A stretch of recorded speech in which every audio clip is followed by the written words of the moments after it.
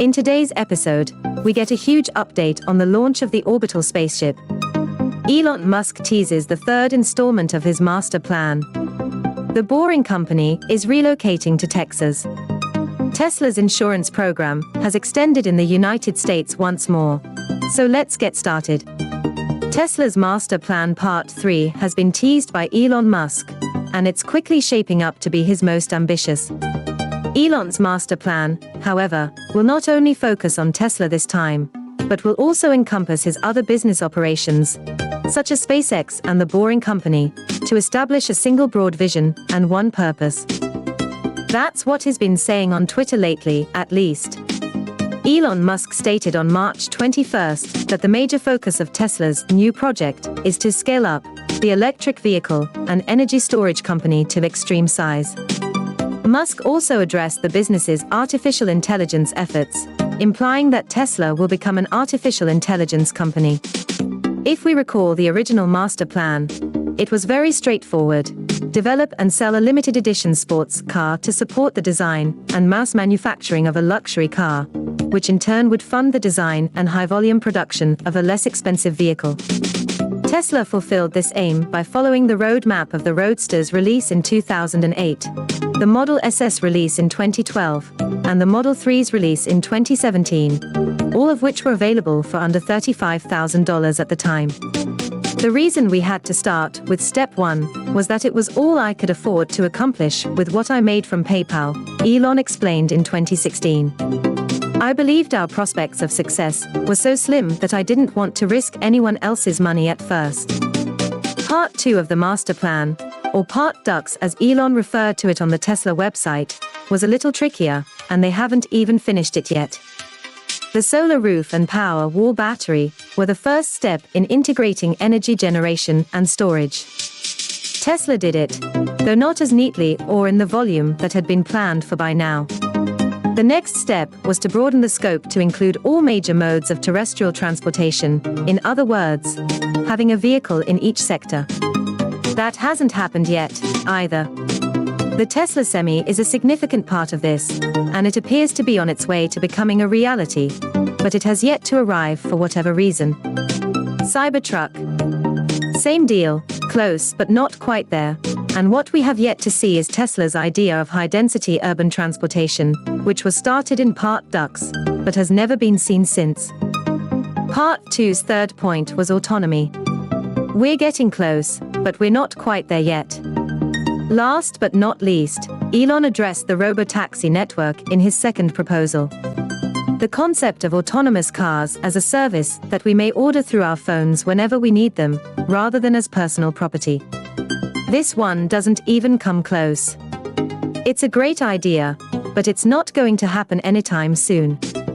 So Section 3 of the Grand Plan has a lot to live up to. It also needs to chart a new course for Tesla, a post-car future, if you will. Part 3 will also have to address the faults of Part 2, and how these issues will be addressed in the future. Elon Musk has revealed some fascinating new facts about the maiden Starship orbital launch, including a revised mission timeline. Elon Musk revealed on Twitter on March 21st that the first Starship orbital flight will use Raptor 2 engines, which are substantially more capable and reliable. At sea level, the version 2 engine produces 230 tons of thrust, or 500,000 pounds of thrust, according to Elon. He went on to explain that we'll have 39 flights with the engines developed by next month, then another month to combine them, with an orbital test flight planned for May.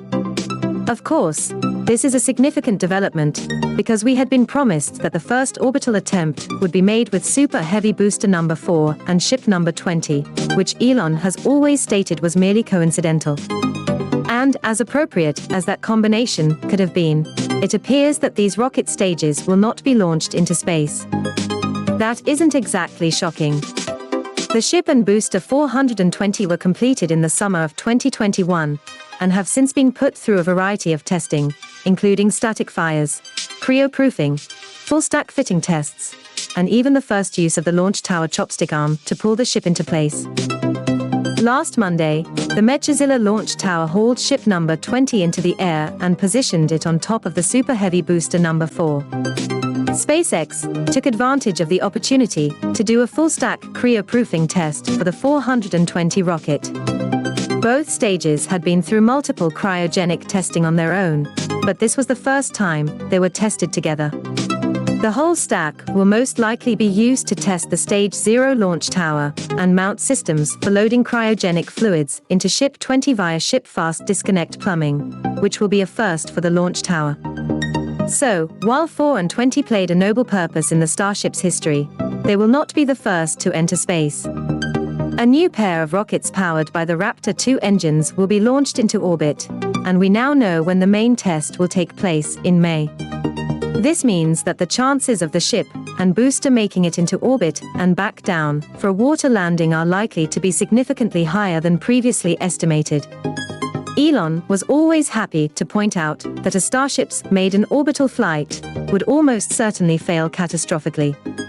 That was undoubtedly true with the 420 combinations, but with the new engines, which Elon describes as far more reliable, and new design revisions of both the ship and the booster, we might have a much better chance of success.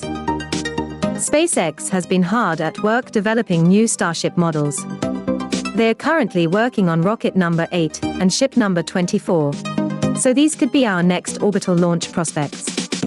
We know that the new version of the booster, which starts with the number 7, is built up for 33 Raptor engines instead of the 29 that are put on booster 4. We've also seen ship number 24 have a payload release door, which is a first for a Starship.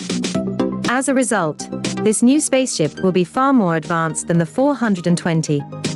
We're still hoping for the FAA's environmental approval of Starbase for orbital launches on March 28, but it's difficult to predict. We haven't heard anything new at this time, but according to Elon, as long as it happens before the end of May, everything will be okay. The Alamo Regional Mobility Authority in San Antonio, Texas, has begun talks with the Boring Company.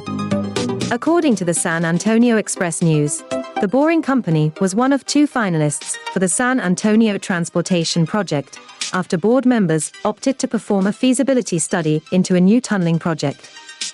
Bexar Automated Transportation, the other business vying for the project, offered an electric bus system that would move on elevated and underground tracks. The Boring Company's concept proposed for Tesla automobiles to be able to travel between the San Antonio International Airport and downtown through twin underground tubes. Both firms presented their bids to the Alamo RMA, with the decision to proceed based mostly on financial considerations. Because of the hugely efficient proof rock boring machine and their Tesla-based all-electric transit, we know that the Boring Company can pitch their service at a significantly cheaper rate than traditional transit infrastructure. The board has consistently sought new ways to finance transportation projects to assure a bright future for the community in a way that bridges technology and speeds the delivery of required projects, according to Alamo Regional Board Chair Mike Lind. Today's board action is the first in a series of conversations aimed at alleviating traffic congestion rather than waiting years. The San Antonio Loop project is expected to cost between $247 and $289 million, according to the Boring Company. However, the business cautioned that these are only estimates at this time. According to Bexar County engineer Renee Green, this is only for a loop between the airport and downtown, but the board may opt to add more stations in the future. The Boring Company estimates that construction may begin in 12 months and be completed in 18 months.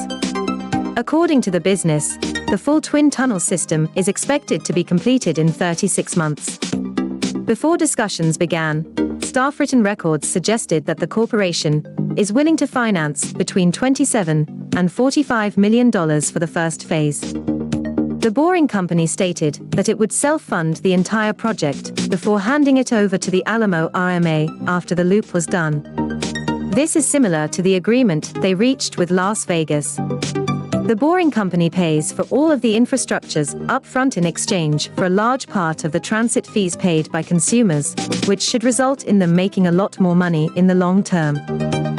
Tesla Insurance is about to expand into 2 more states, Oregon and Virginia, and for the first time, the business will underwrite the plans directly. Tesla officially introduced its new insurance product based on the Texas Safety Score in October 2021. Although California never permitted the use of their safety score scheme, this was their first extension outside of the state. Tesla Insurance was first made accessible to consumers in Illinois in December, and it was later added to Arizona and Ohio early this year, making it available in 5 states with active safety scores and 1 without, California. Tesla claims that ordinary drivers will save 20 to 40% on insurance premiums compared to competitors, while those with the best ratings will save 30 to 60%. This is a considerable shift from the usual methodology, which determines a driver's level of safety based on broad characteristics, such as age and gender. The Tesla Safety Score app will be recognizable to anyone who has sought to get into the FSD beta testing pool. It will essentially keep an eye out for any red flags, such as collision warnings or autopilot disengagements, as well as any hard acceleration or braking events. Tesla considers a score of 98 to be the minimum requirement for entering the FSD beta program, while Elon has stated that if the software continues to develop, it may be able to go as low as 95. If you enjoyed this video, don't forget to give it a thumbs up today. This is critical for spreading our material to a larger audience. Thank you so much for watching, and we'll see you in the next one.